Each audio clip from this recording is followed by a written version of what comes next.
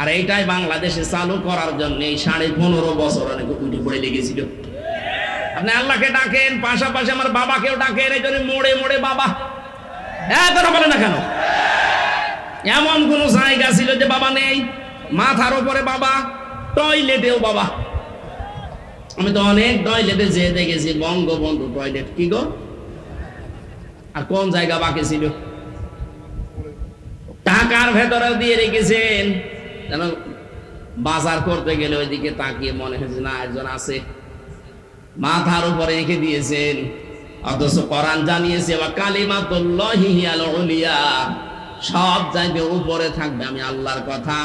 এখন ডক্টর মোহাম্মদ ইউনূসের মাথার উপরে যেটা লেখা লা ইলাহা ইল্লাল্লাহু মুহাম্মাদুর রাসূলুল্লাহ, আমরা এটা চাই। এক কথা বলেন, সব জায়গায় উপরে থাকবে কার কথা? আল্লাহকে ডাকার পাশাপাশি যারা অন্য কাউকে ডাকার সিস্টেম করে দিয়েছিলেন তাদের শাস্তি ডবল হবে। আল্লাহ মনে হয় এইটা সহ্য করে নাই, এই জন্যে বিকাল 5টা বাজতে বাজতে সারা দেশ থেকে আল্লাহর বিপক্ষে যারা তাদের সব নষ্ট করে দিয়েছে। আমার কুষ্টিয়াটা একটু শক্ত ছিল, ওটা ভাঙতে একটু দেরি হয়েছে। এত শক্ত পাথর সারা দেশের টাকা পয়সা খরচ করে করে আমার মনে হয় এগুলো বানিয়েছিল। অন্যান্য জেলার তুলনায় আমার কুষ্টিয়াতে যেহেতু আল্লাহর ওলি 2 জন আছে, হানিফ আর ইনু, এই 2 জন মিলিয়ে বানিয়েছে। এত মহব্বত আপনার, আল্লাহ রাগ ও মানুষের অন্তরে তাদের প্রতি এত বেশি দিয়েছে। একজনকে দেখলাম আদালতে কেউ লাথি দিচ্ছে, পচা ডিম দিচ্ছে, আর একজনের বাড়ির ইট খুলে নিয়ে চলে যাচ্ছে। তার আজকে আমরা পরিষ্কার আল্লাহর সাথে অন্য কাউকে ডাকবো না, সে মরা বাবা হোক আর জিন্দা বাবা হোক। কথা বলেন না কেন? বিভিন্ন মাজারে এই সিস্টেম গুলো চলতো, আল্লাহর পাশাপাশি ইয়ালি বাবা, শাহ আলী বাবা, দয়াল বাবা, ন্যাংটা বাবা। এই জন্যই তো মাজার ভাঙা আরম্ভ হয়েছে। একেবারে শিরিকের প্রকাশ্য কারখানা এটা। আল্লাহকেও ডাকে, আল্লাহর পাশাপাশি বীরকেও সেজদা দিচ্ছে, এটা আল্লাহর সাথে শিরিক। লা তাত্তাখিযুল কুবুর মাসাজিদা, কবরকে সেজদার জায়গা বানিও না। ওরা সরাসরি যে সেজদা দিত লালনের মাজারে। আর প্রকাশ্য গাঁজা তো আছে, অধিকাংশ মাজারে আমরা দেখেছি জেনার কারখানা। এই জন্য হাক্কানি আলেম এই দেশে যারা আছে বলেছে মাজার গুড়িয়ে দাও, ভেঙ্গে ফেলো। কোন কারণে মাজার বানাতে হবে? হযরত ওসমানের মতো মানুষ, জান্নাতের সার্টিফিকেট পাওয়া মানুষ দুনিয়ায়, সেই লোকটা পড়ে আছে জান্নাতুল বাকিতে, কিচ্ছু নেই, পাথর দেওয়া মাত্র। আর দেশের গরু ছাগল মরে যায়, তার কবর 3 তালা হয়। কোথায় পেয়েছেন বন্ডামি? কোরআনের পাখে বিশ্বনন্দিত মুফাসসির, আপনি তো তার চাইতে কোরআনের খেদমত বেশি করেননি। সেই লোকটা পড়ে আছে, মাত্র মাথার কাছে একটা পাথর দেওয়া দেখলাম।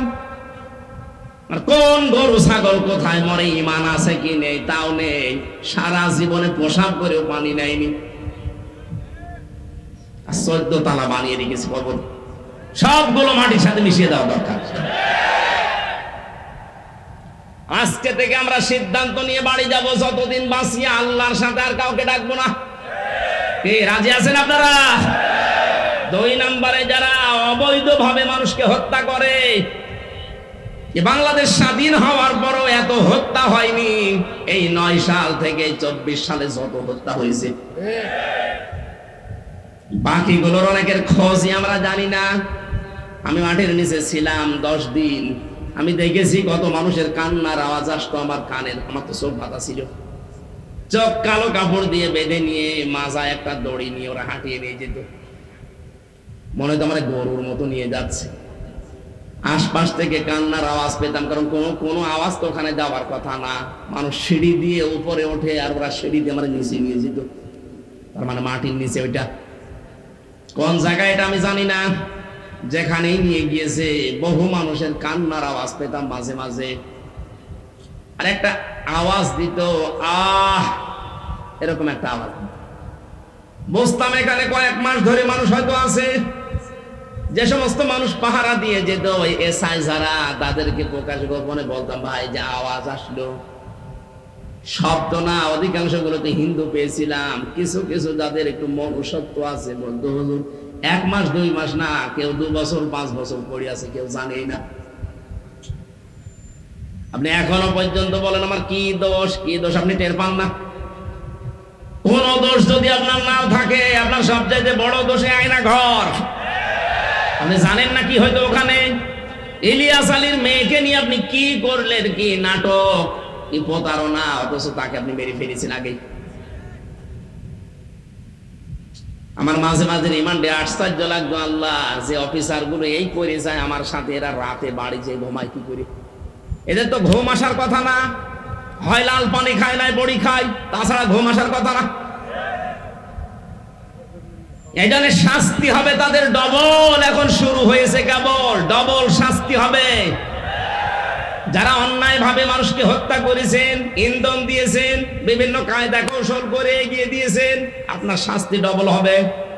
মার্ডার মামলা, আজকে গুমের মামলা আন্তর্জাতিক আদালতে, যে পালিয়ে গেছে তার নামে আজকেও দেখলাম 2টা মামলা হয়েছে। আপনি যে সাহস করেন যে আমি পাশাপাশি আছি, চট করে ঢুকে পড়বো, আসেন আপনি আসেন, আপনাকে আমরা চট করে ঢুকবে আর ফট করে ঢুকে দেবো আয়না ঘর। থাকেন পড়ি ওখানে। ব্যারিস্টার আরমান 8 বছর আছে, আপনি 16 বছর থাকবেন। 16 বছর তো আর বাঁচবে না, যে কয় বছর আছেন ওখানে থাকবেন, দেখেন কেমন লাগে। ভার্সিটি থাকতে আমি একটা উপন্যাস পড়েছিলাম, ওর নাম হচ্ছে দেখ কেমন লাগে। আমার মনে হয় এইটা ওদের কপালে আছে। কথা বলেন না কেন? যাই কয়জন এরকম আশা করছেন যে আসি পাশাপাশি, চট করে ঢুকে পড়বো, আসেন ঢোকাবো, দেখ কেমন লাগে। উপন্যাসটা পুরোপুরি পড়লে খুব ভালো লাগে। আমার মনে হয় সামনে এদের কপালে এটা হতে যাচ্ছে। ভাইরা আমার, অন্যায় ভাবে যারা হত্যা করেছেন ডবল শাস্তি পাবেন। 3 নম্বরে যারা জেনা করে দুনিয়ায়, তাদেরও শাস্তি ডবল হবে। সূরা ফুরকানের আয়াত। মেয়েটা বলছে খলিফা, এই ছেলে 4 জন বলছে খলিফাতুল মুসলিমিন। চিন্তা করলাম দুনিয়ায় মার্ডারের শাস্তি যদি না পাই, কিয়ামতে আল্লাহ কিন্তু ডবল শাস্তি দেবে। কয়টা? এজন্য দুনিয়ায় হয়ে যাক, আপনি যে বিচার আছে কোরআনের করে দেন, দুনিয়ায় শেষ, পরকালে যেন আল্লাহ এ বিষয়ের কোনো বিচার না করে আমাদেরকে মাফ করে দেয়। হযরত ওমর বললেন, তাই তো তোমরা তো দোষী, মেয়েটার তো দোষ নেই। মেয়েটাকে ডাক দিয়ে বললেন, তোমার দোষ এইটা যে তুমি 12 টুকরা করেছো লাশটা, আমার ঘরের বারান্দা রাখলে, অন্য কোথাও ফেলে দিলে না কেন? মেয়েটা কোরআনের হাফেজা, ডাক দিয়ে বলছে, খলিফাতুল মুসলিমিন, আমার সন্তানকে আমি গলা টিপে মেরে ফেলতে পারতাম। 12 টুকরা করেছিলাম আমি, বিভিন্ন জঙ্গলে পাহাড়ে ছিটিয়ে দিতে পারতাম, কিন্তু আপনার কাছে আমি কেন দিলাম? দিয়েছি এই কারণে, প্রথম কারণ আমার ছেলেটাকে আমি হত্যা করেছি, 1 নাম্বার কারণ হচ্ছে সে জারজ, তার তো বাবা ঠিক নেই। কয়টা বাবা? বলেন বলেন। জন্ম তো ঠিক নেই, বাবা 4টা, যদিও ওর দোষ না, কিন্তু সন্তানটা তো জারজ। আর আমি কোরআনে কারিমে সূরা কলমের 13 নাম্বার আয়াত থেকে 19 নাম্বার আয়াত পর্যন্ত জানি, যারা জারজ সন্তান এই পৃথিবীতে তাদের 13টা কাজ হবে। তার 1 নাম্বারে তারা কোরআন বিরোধী হবে। আমার পেটে জন্ম নিয়ে বড় হয়ে আমার সামনে কোরআনের বিরুদ্ধে মিছিল করবে আমার ছেলে, এটা আমি মানতে পারি না। এই জন্যই আমি নিজের হাতে জবাই করেছি। এ বাংলাদেশে আজ যারা কোরআনের বিপক্ষে অবস্থান নিয়েছিলেন, নিচ্ছেন, এখনো সামনে অনেকে চেষ্টায় আছেন। আজকে একজন বুদ্ধিজীবী নামে, বুদ্ধি বিকালাঙ্গ, আমি নাম নিলাম না, লোকটা বলেছে ধর্ম কোন রাষ্ট্রের ব্যাপার, কোন ব্যক্তির ব্যাপার না। এই শব্দটা তার বলা ঠিক হয়নি। সে যদি তাওবা না করে সেও মুশরিক। এক কথা বলছে না কেন? কোন মানুষের যদি ধর্মই না থাকে, ওরা উদাহরণ দেয় যে নিরপেক্ষ হওয়া লাগবে। পৃথিবীতে কোন নবী ধর্মের ব্যাপারে নিরপেক্ষ ছিলেন? আপনি একজনের নাম বলেন, বলেন। এই ধোঁকাটাও চলছে সামনে, হয়তো সামনে আসতে পারে। আগে থেকে সতর্ক করলাম, যারা এগুলো করছেন এগুলো কিন্তু একটা ধোঁকাবাজি। আমরা এক জালেমকে বিদায় দিয়ে কোন নতুন জালেমকে আর এই জায়গায় আমরা দেখতে চাই না। যারা আসবে তারা যেন ইনসাফ কায়েমকারী হয়। মেয়েটি বলে, খলিফা আমি একটা একটা করে 13টা কারণ বলতে পারি কেন আমি হত্যা করেছি। আমি এসেছি এই কারণে, আমি না আসলেও পারতাম।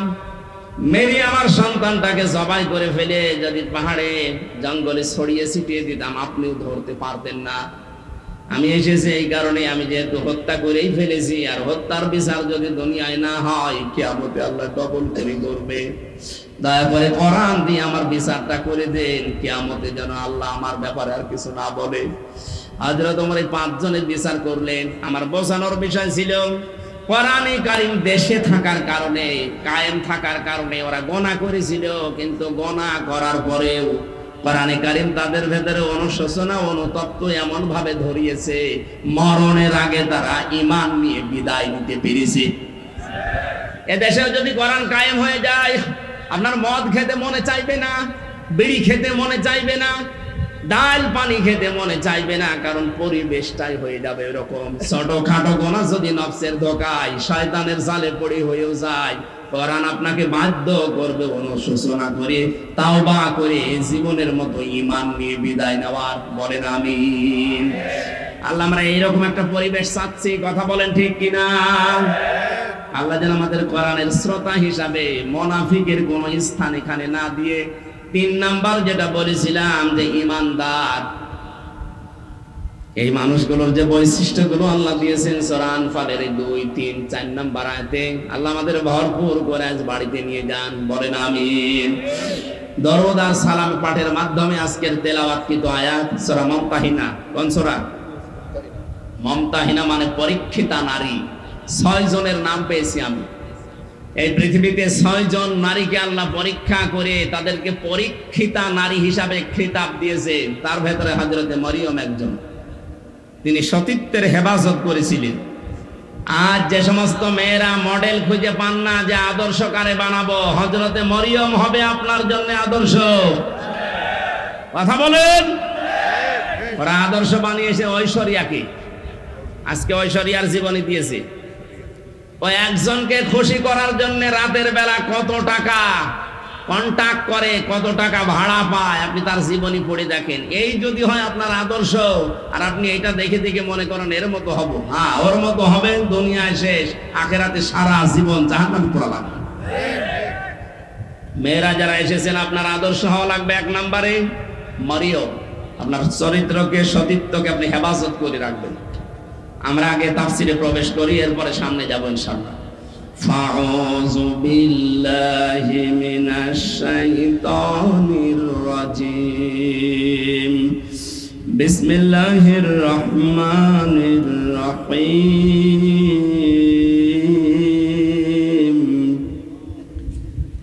ইয়া আইয়ুহান নাবিয়্যু ইযা জাআকাল মুমিনাতু ইউবাইয়ুনাকা ওয়ালা আল্লা ইউশরিকনা বিল্লাহি শাইআ। সাদাকাল্লাহুল আযীম। সূরা মুমতাহিনা নামকরণটা, এর ভেতরে শব্দটা আছে, এখান থেকে সূরার নামকরণ। আজকে আমরা সবগুলো আয়াত পড়েছি মাত্র 1 আয়াতের 4 ভাগের 1 ভাগ।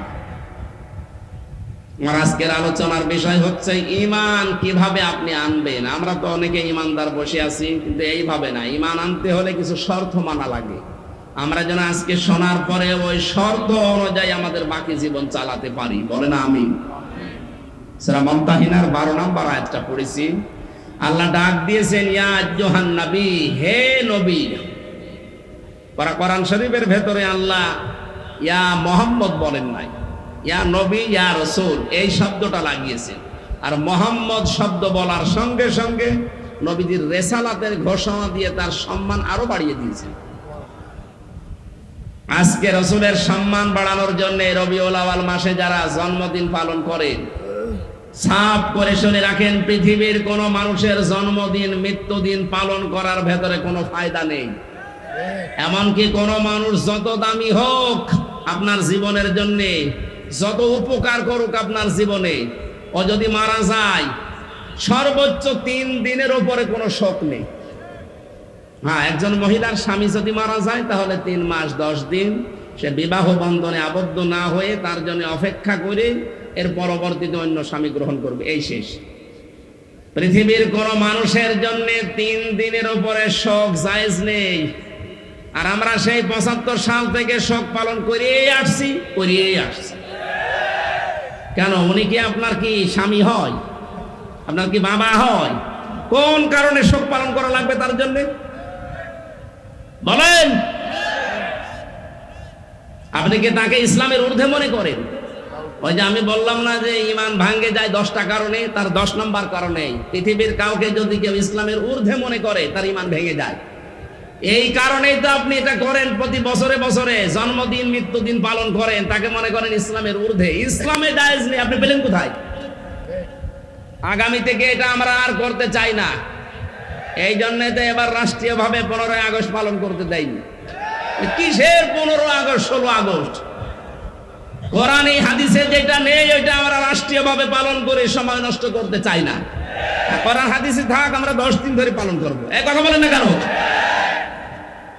সিঙ্গাপুরে 95% মুসলিম, আর আমাদের দেশে 96% আমরা মুসলিম। তো এখানে কোনো বানানো নিয়ম নীতি চলতে পারবে? বলেন তো পারবে? আগামী থেকে যেই হোক 3 দিনের উপরে আমাদের কোনো শোক আর থাকবে না। বিশ্ব নবী মুহাম্মদ রাসূলুল্লাহর উপরে তো দুনিয়ায় আর কেউ নেই, আল্লাহর পরে তার স্থান। শোক পালন করা যদি জায়েজ হতো প্রতি বছরে বছরে, আমার মনে হয় তার জন্য আমরা শোক পালন করতাম। কোনো আলেম তো এটা করে না। যে সমস্ত বেদাতপন্থী আছে এরা নবীর জন্মদিন পালন করার জন্য উঠে পড়ে লাগে। কোথায় পেয়েছেন দলিল বলেন তো? নবীর মিলাদ পড়েন। মিলাদ মানে জন্ম। মিলাদ মানে কি? যেই 2 জন চাচা নবীর জন্মে খুশি ছিল, 2 জনেই জাহান্নামে গেছে, একটা আবু তালেব আর একটা আবু লাহাব। কথা বলেন না কেন?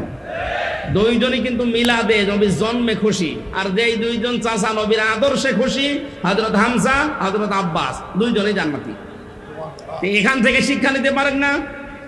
এরপরও আপনি আলেম নামে জালেম হয়ে কলঙ্ক করে মানুষকে আপনি ধোঁকা দিয়ে বোকা বানিয়ে টাকা ইনকাম করছেন এই রবিউল আউয়ালের নাম দিয়ে। আশা করছে এগুলো আমরা সচেতন মানুষ আগামী থেকে আর করব না। আপনি যদি আদর্শ অনুসরণ করে খুশি থাকতে চান তাহলে 40 থেকে 63 এই 23 বছর অনুসরণ করেন। এই কথা বলেন না কেন? আমরা এখন থেকে কারো জন্ম নিয়ে আনন্দ করব না। আমাদের জন্ম নিয়ে আনন্দ না, আমাদের আনন্দ হবে তার আদর্শ নিয়ে। কথা বলেন না কেন? নবীজিকে আল্লাহ ডাক দিলেন ইয়া মুহাম্মদ, যেখানে কোন জায়গায় কোরআনে আল্লাহ দেয়নি। নাম নেওয়ার সঙ্গে সঙ্গে রিসালাতের ঘোষণা দিয়ে তার সম্মান বাড়িয়ে দিয়েছেন। মুহাম্মাদুর রাসূলুল্লাহ, ওমা মুহাম্মাদুন ইল্লা রাসূল, মা কানা মুহাম্মাদুন আবা আহাদিম মির রিজালিকুম ওয়ালাকিন রাসূলুল্লাহ খাতামান নাবিয়্যিন। আর আছে সূরা মুহাম্মদ একটা আয়াত, আলা নুজিলা আলা মুহাম্মাদ হুয়াল হাক্কু মির রাব্বিহি। প্রত্যেকটি জায়গায় আল্লাহ তার নাম নেওয়ার সঙ্গে সঙ্গে ঘোষণা দিয়েছেন যে তিনি আমার রাসূল। জোরে বলেন আল্লাহু আকবার। এই জন্য আমরা এই জায়গা একটা স্পর্শকাতর জায়গা। রাসূলুল্লাহকে কেউ গালি দিলে আমরা সহ্য করতে পারি না।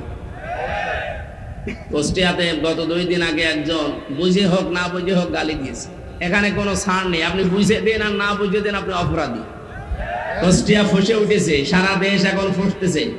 আগামী থেকে আমরা এই দেশের এই বিবেক বুদ্ধিহীন কিছু মানুষ আছে বিভিন্ন নাম নিয়ে যারা চলে, সে যে নামেই হোক, রাসূলুল্লাহর ব্যাপারে কিন্তু কোনো আপোষ নেই।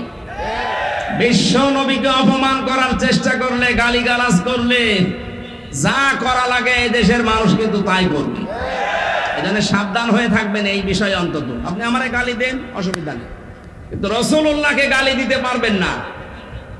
আমাদের জীবনের চাইতেও তিনি আমাদের কাছে দামি। কথা বলেন ঠিক কিনা? আল্লাহ এই মহব্বতের কারণে যেন আমাদেরকে মাফ করে দেন। আমি এখানে একটা তথ্য বলবো।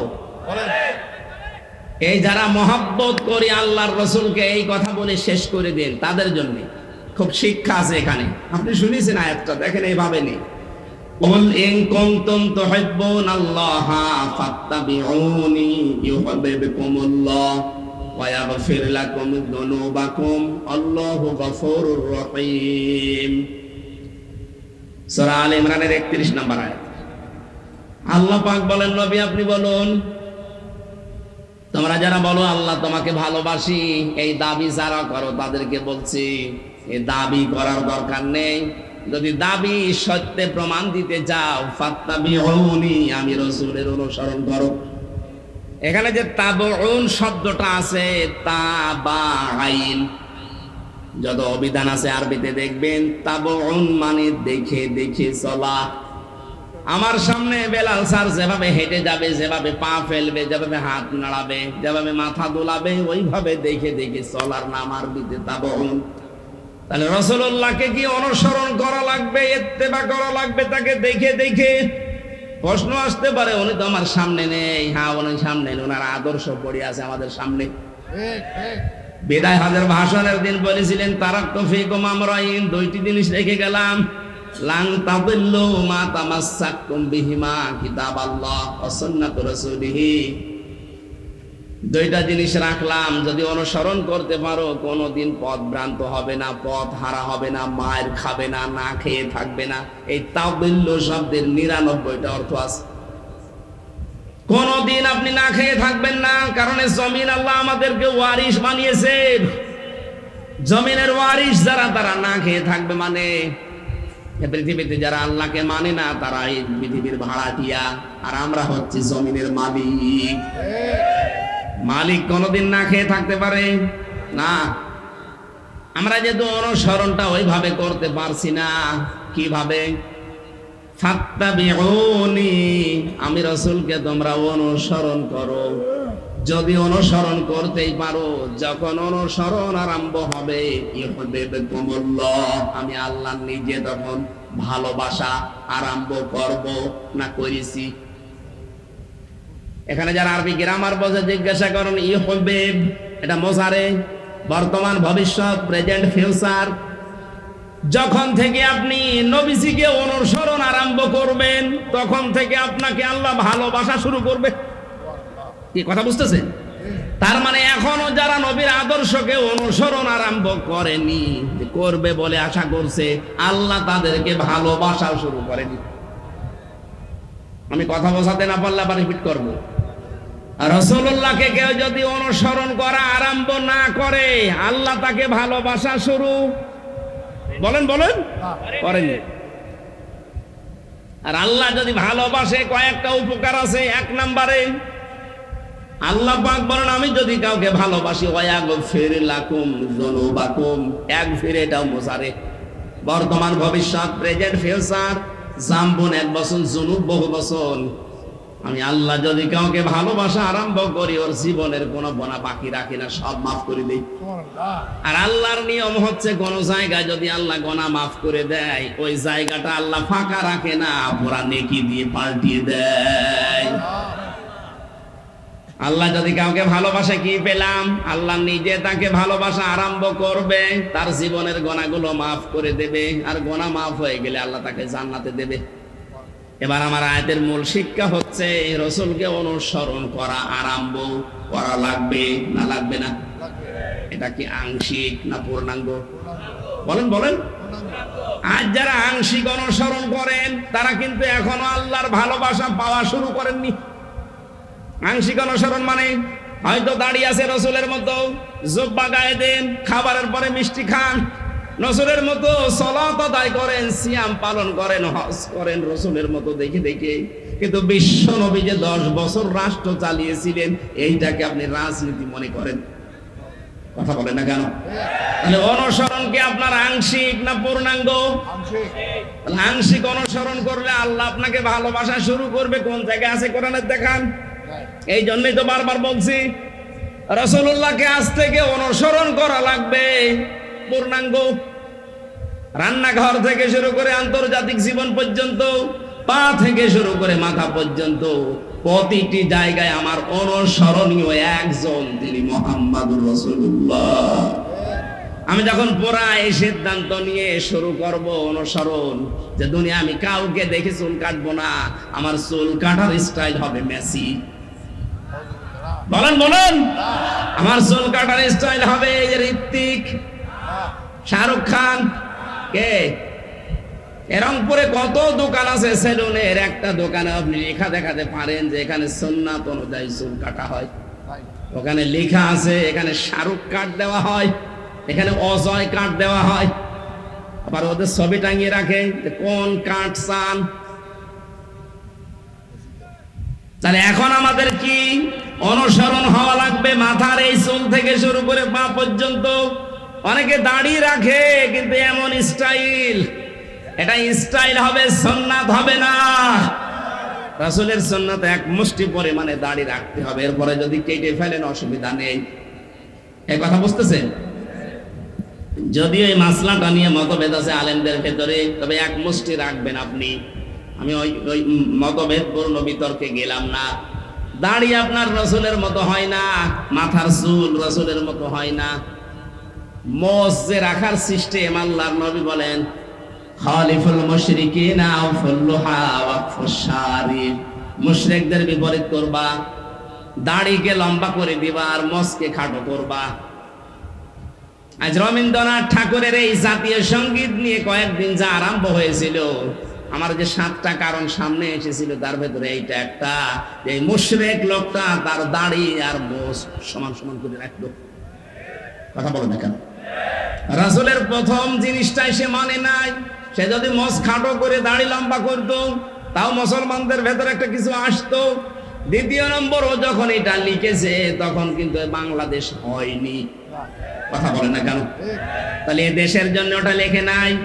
আমাদের একটা আবেগের জায়গা, সুতরাং জাতীয় সঙ্গীত যদি লিখতেই হয় দেশ নিয়ে লেখা লাগবে। এই কথা বলে না কেন? দেশ ভাগ হওয়ার পরে যেটা লেখা হয়েছে, আপনি তাকান মহিব খানের ইঞ্চি ইঞ্চি মাটি সোনার চাইতে খাঁটি, আপনি এইটা জাতীয় সঙ্গীত মানান? হ্যাঁ, কথা বলে না কেন? কারণ এটা আমার ছেলে মেয়েরা যখন পড়বে তখন যেন দেশের প্রতি ভালোবাসা জন্মায়, মানবতার প্রতি ভালোবাসা জন্মায়। সর্বোচ্চ ওর ভেতরে ইসলামের কিছু কথা দেওয়া আছে। আমরা সে মুসলমান, মুসলিমদের এই কথাগুলো আমাদের অন্তরে বাজবে। আর এই মুশরিকের কথা, যে আল্লাহকে বিশ্বাস করতো না, আল্লাহর সাথে শিরিক করতো, রাসূলের কোন নিয়ম নীতি তার ভেতরে আমরা পাই না। এই মানুষটার জীবনী নিয়ে, মানুষটার কথা নিয়ে আলোচনা হবে। ঢাকা বিশ্ববিদ্যালয়ে আগামী থেকে যদি কোনো আলোচনা অনুষ্ঠান হয়, স্যার সলিমুল্লাহ খান যিনি জমি দিয়েছিলেন তার নামে হওয়া লাগবে। কথা বলেন না কেন?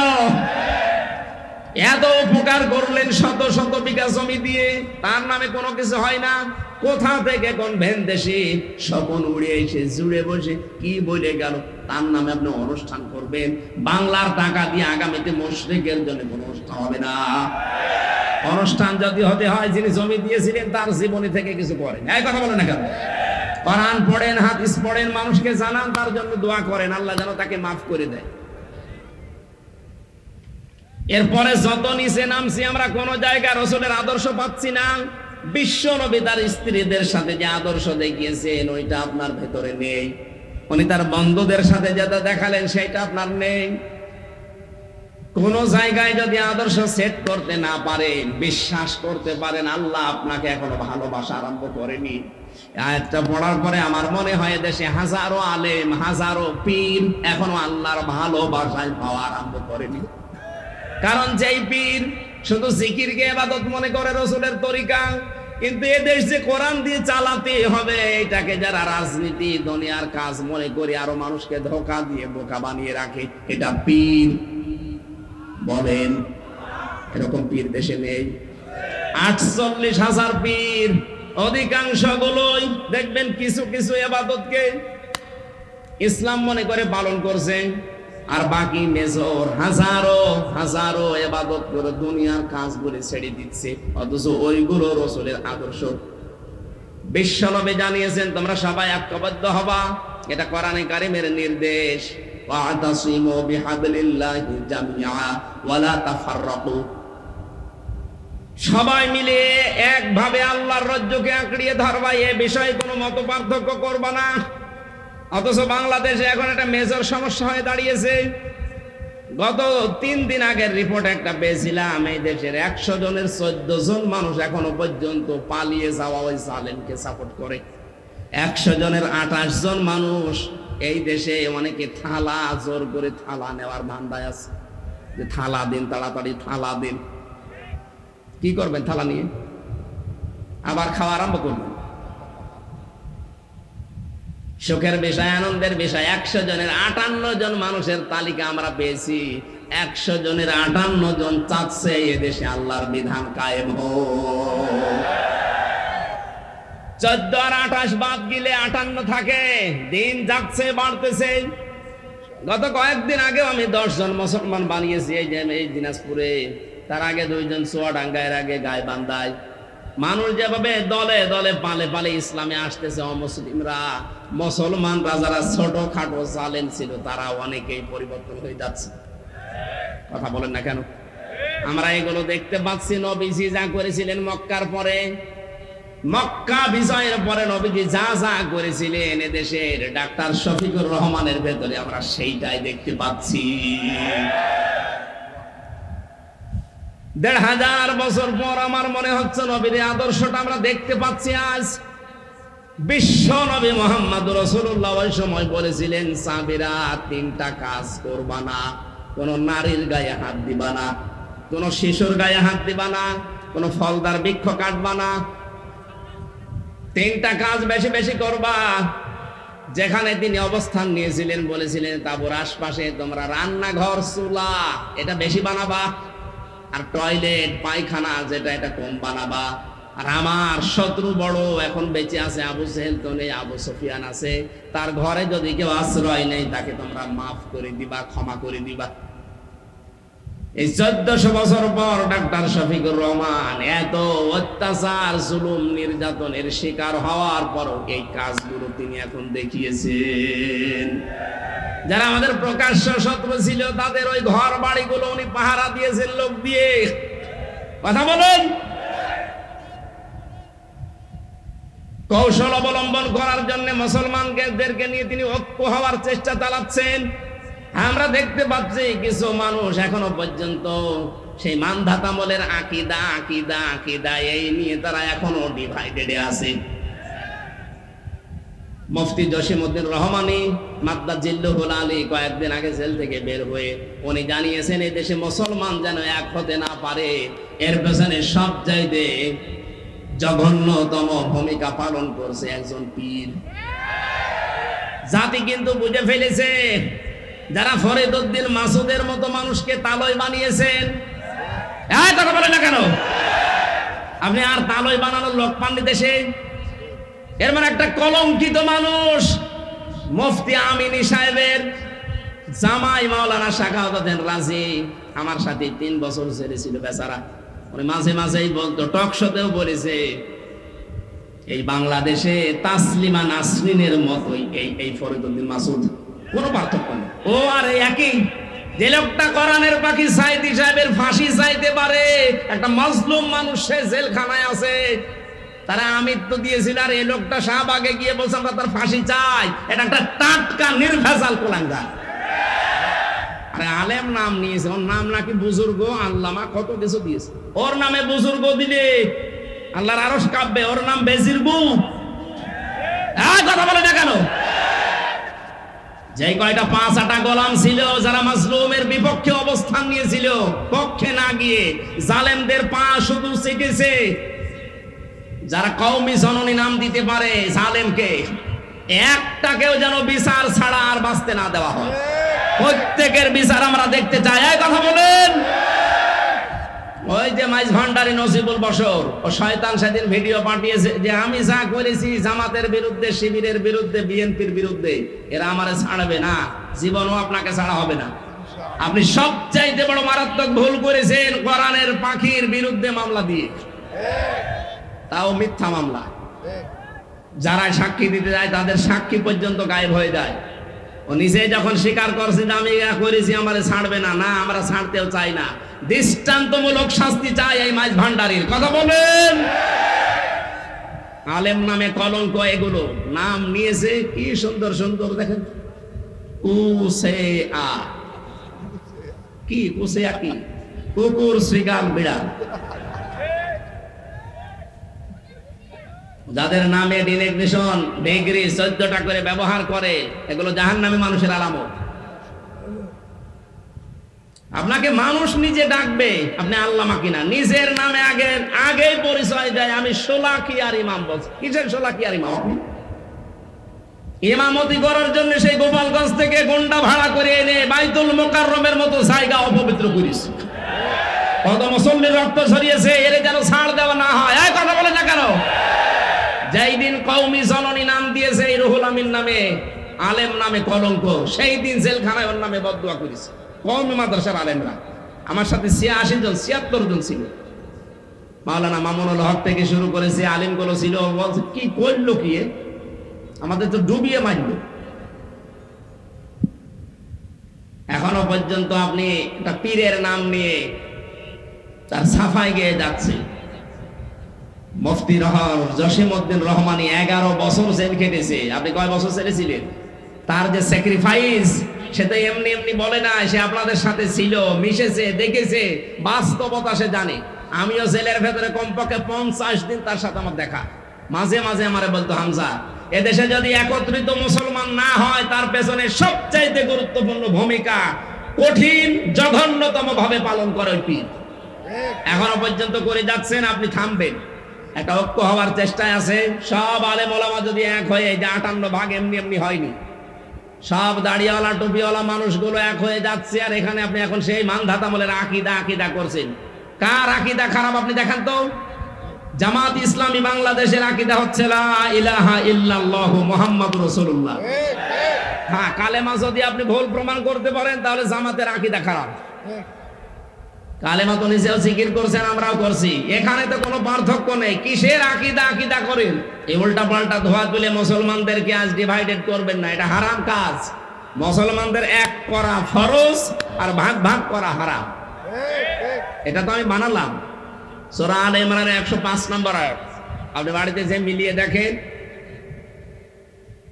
যারা আজ মুসলমানদেরকে এক হতে দিচ্ছেন না, আপনি হারাম কাজে আছেন। কোন হারাম কাজ করা অবস্থায় তার ইবাদত কবুল হয় না। সুতরাং আপনার নামাজ, আপনার সিয়াম, আপনার হজ, এই দাড়ি, জিকির সব মাঠে মারা যাচ্ছে। আমি আর নিচে নামতে পারলাম না। এরপরও যদি কারো বিবেক না খোলে, আমার মনে হয় ওকে আল্লাহ মোহর মেরে দিয়েছে আবু সাহেলের মতো, ও আর ভালো হবে না। আমার ভাইরা, এখন থেকে আমাদের অনুসরণ হবে রসুলের আংশিক না পূর্ণাঙ্গ? পূর্ণাঙ্গ অনুসরণ যখনই আমরা আরম্ভ করব, আল্লাহ আমাদেরকে ভালোবাসা শুরু করবে। তার মানে বোঝা যাচ্ছে, দেশে অনেক আলেম, অনেক পীর এখনো পর্যন্ত আল্লাহর ভালোবাসায় পাওয়া আরম্ভ করেনি।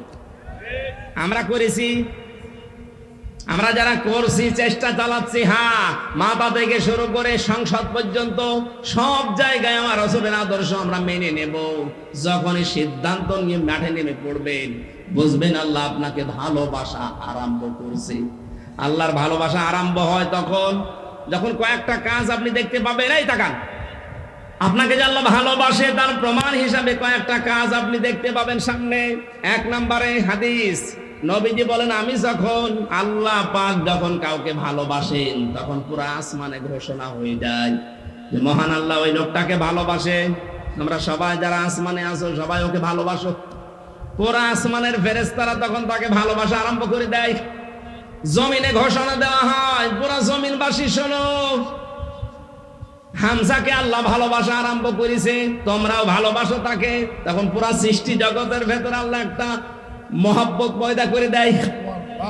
আমরা এইটা আজ দেখতে পাচ্ছি। আপনি তাকান, এতদিন যাদের স্বাধীনতা বিরোধী, রাজাকার, জঙ্গি, উল্টা পাল্টা নাম দিয়ে বহু কালার করার চেষ্টা চালিয়েছে, আগস্টের 5 তারিখের পর থেকে আজকের এই 23 তারিখ পর্যন্ত আমরা দেখতে পেলাম তারা জঙ্গি না, তারা জনগণের সঙ্গী। এই ভালোবাসাটা এখন আল্লাহ পয়দা করে দিয়েছে নিজে। পুরা আসমানে আল্লাহ ঘোষণা দিয়েছে যে তাদেরকে ভালোবাসো তোমরা। জমিনের লক্ষ লক্ষ সৃষ্টি, সবার ভেতরে তাদের মহব্বত, ভালোবাসা এটা ঢুকিয়েছে কি আল্লাহ। এত প্রমাণ দেওয়ার পরও যদি আপনার এখনো পর্যন্ত মনে হয় না, এদিকে আসেন, এদিকে আসেন। এই জন্য আমাদের উচিত হবে এখন এই মুহূর্তে দলাদলি বন্ধ করে দেওয়া, ছোটখাটো বিষয় সব আমরা বাদ। এরপরেও যদি আপনি এক জায়গায় হতে না পারেন, আবার কবে হবে? আবার যদি কোন নতুন জালেমে চেয়ারে বসে, কিয়ামতের আগে লাভাতে পারবেন না। আমাদের উচিত এখন সুযোগ, ছোটখাটো বিষয় সব বাদ। কে দাড়ি রাখে, কে দাড়ি রাখে না, কে জুব্বা গায়ে দেয়, কে দেয় না, এটা পরে করবেন, আগে জায়গাটা ঠিক করেন। এখানে থাকলে আপনি ইসলামের নিয়ম নীতি 100% মানতে পারবেন। আর এই জায়গাটা না থাকলে কয়েকদিন পরে আপনারও দাড়ি কাটা লাগতে পারে। এদেশে আড়ঙে অবস্থান নিয়েছিল না, আড়ঙে দাড়ি রাখা মানুষগুলোকে চাকরি দিত না। সামনে কিন্তু এরকম আসবে, আপনি চেষ্টা করবেন রাখার, কিন্তু পারবেন না। জায়গাগুলো সব জালেমের দখলে চলে যাবে। বিশ্বনবী মুহাম্মদ রাসূলুল্লাহকে আল্লাহ ঘোষণা দিলেন, নবী যারা আপনি আপনার কাছে আসবে যে ঈমান আমরা আনতে চাই, বলবেন 6টা কাজ করো। 1 নম্বরে আলা আল্লাহ ইউশরিকনা বিল্লাহ, কোনদিন আল্লাহর সাথে কোনো বিষয়ে শরীক করবা না। 2 নম্বরে ওয়ালা ইয়াসরিকনা বিল্লাহ, ওয়ালা ইয়াসরিকনা, চুরি করা যাবে না। ওয়ালা ইয়াজনিনা, 3 নম্বরে কোনদিন তোমাদেরকে যেন আমরা জেনা করতে না দেখি। জেনার যে ছড়াছড়ি চলছিল, জেনার যে কারবার গুলো আমরা দেখতে পেয়েছি, বিশেষ করে আকাশ সংস্কৃতির নামে এদেশে বন্যার পানির মতো পিন আপ করা পত্রিকা দিয়ে বিভিন্ন স্যাটেলাইটের মাধ্যমে যা আরম্ভ হয়েছিল, আগামী 10 বছরের ভেতরে চরিত্রবান যুবক যুবতী মানুষ খুঁজে পাওয়া দুষ্কার হয়ে যাবে। এগুলো যারা দায়িত্বে আছেন বন্ধ করার চেষ্টা চালাচ্ছে। আমরা চাই যেগুলো দ্রুত যেন বন্ধ হয়। এরপরে আল্লাহ দিয়েছিলেন এক একটা শব্দের ভেতরে লক্ষ লক্ষ কথা। আমি তাফসিরে পড়েছি, নোটও করেছিলাম, শুধু গা ঘেমে যাচ্ছে আর রাত অধিক হয়ে গেছে, খুব সামারাইজ করে বলছি। রব্বুল আলামিন বলেন, ওয়ালা ইয়াকদুলনা আওলাদাহুন্না, সন্তান হত্যা করা যাবে না। এই শব্দটার ব্যাখ্যা করলে অনেক ভালো হতো। ওয়ালা ইয়াতিনা বিবহতান, কালকে আমার মাহফিল আছে, এই যে এই ছেলেটার এখানে, কালকে ওয়ালা ইয়াতিনা বিবহতান, এই বহতানের উপর আমি কথা বলবো, কারণ এইটা বাংলাদেশে 15.5 বছরে বেশি হয়েছে। ওয়ালা ইয়াতিনা বিবহতান, মানুষকে আন্দাজে দোষ দিয়ে জীবনটা নষ্ট করে দিও না। আমার জীবন থেকে যে 3টা বছর আপনি ঝরিয়ে দিলেন বেকার বেকার আন্দাজে দোষ দিয়ে, প্রমাণ তো হয়ে গেছে। কয়েকদিন আগে আমার মামলা সব খারিজ হয়ে গেছে, আদালত প্রমাণ করেছে আমার কোনো দোষ নেই, আমি নির্দোষ। বিনা দোষে আমাকে এই 3টা বছর নষ্ট করলেন। যারা করেছিলেন তাদের কি শাস্তি হবে, ওই কথাগুলো কালকে আমরা তুলে ধরবো। এরপরে আল্লাহ দিয়েছেন, ওয়ালা ইয়াসিনা ওয়ালা ইয়াসিনাকা ফি মারুফিন ফাবাইহুন্না, ভালো কাজে কোনোদিন যারা দায়িত্বে আছে এই মানুষগুলোর অবাধ্য হবা না। আস্তাগফিরুল্লাহ, আল্লাহর কাছে ক্ষমা প্রার্থনা করবা এই 6টা গুণ যাদের ভেতরে আছে। ইন্নাল্লাহা গফুরুর রহিম, অবশ্যই আল্লাহ তাআলা দয়াবান এবং ক্ষমাশীল। আল্লাহ আয়াতটা খুব সংক্ষেপে করেছি, বাস্তবে যেন আমাদেরকে মেনে চলার তৌফিক দেন। আগামী কালকে মাহফিল আছে এই নওশাদের গ্রামে, বহতানের উপরে কথা বলবো ইনশাআল্লাহ। আল্লাহুম্মা আমিন।